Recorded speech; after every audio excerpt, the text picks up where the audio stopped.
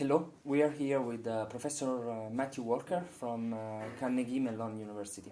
I want to thank you for taking this interview with us. Thank you, it's a pleasure to be here. The focus of your talk was on dwarf galaxies. Can you explain us why they are so crucial to test dark matter theories? Yes, in fact there are several ways in which dwarf galaxies are crucial for testing various dark matter theories. One of the ways in which different theories arise is through their different predictions for how fast dark matter particles move, and ultimately that's related to how massive the dark matter particle is. Faster particles are lighter, they have less mass, and in turn heavy particles move slowly. So this has consequences for the formation of galactic structure. For example, if you have a fast-moving light particle, it is very difficult to confine that particle into a small volume because in a very short time the particle will move outside that volume. So you cannot capture light, fast-moving particles in a small space. In contrast, a heavy, sluggish, slow particle can be confined within a small space. So you can take slow-moving, heavy, what we call cold, dark matter and make very small clumps out of it. And those small clumps can come together and make bigger clumps, and those clumps can make even bigger clumps through a snowball kind of effect. And these are very different ways of forming structure.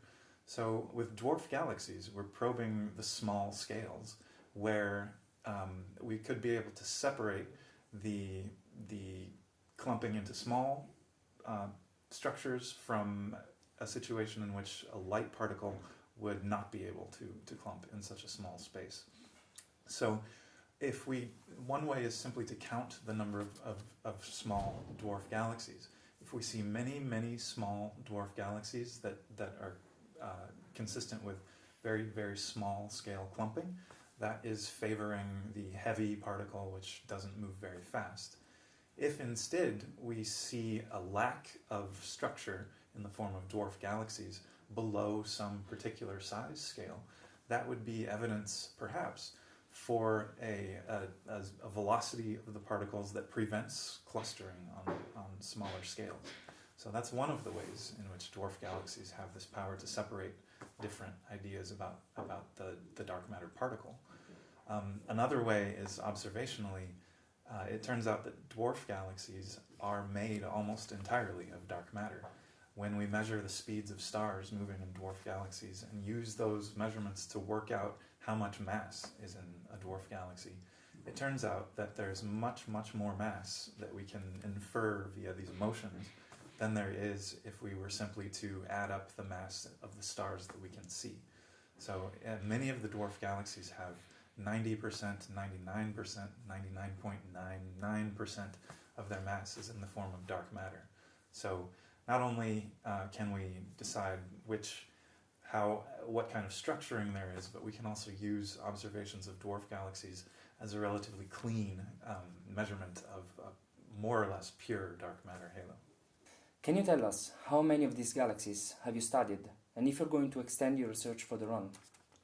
Sure. I'll tell you how many dwarf galaxies not only I, but the community of observational astronomers has studied. In terms of the ones that are satellites of the Milky Way, or a similar group of dwarf galaxies are orbiting the Andromeda galaxy, which is more or less a twin of the Milky Way. And we know currently about around 50 such galaxies, about 20 or so satellites of the Milky Way and 30 or so satellites of Andromeda. And over the past several decades, these have been detected in greater and greater numbers and studied with increasing sophistication, measuring the sizes of the dwarf galaxies, the number of stars they contain, the chemical composition of the stars they contain, and the motions of stars they contain.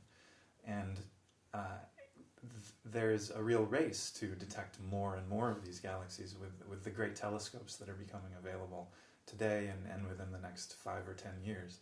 So I expect the number of known dwarf galaxies to continue increasing at what has been an exponential pace, giving giving astronomers like me more and more targets to look at. Coming to our final question, do you think that the Bright and Dark Universe workshop will bring new understanding on the nature of dark matter?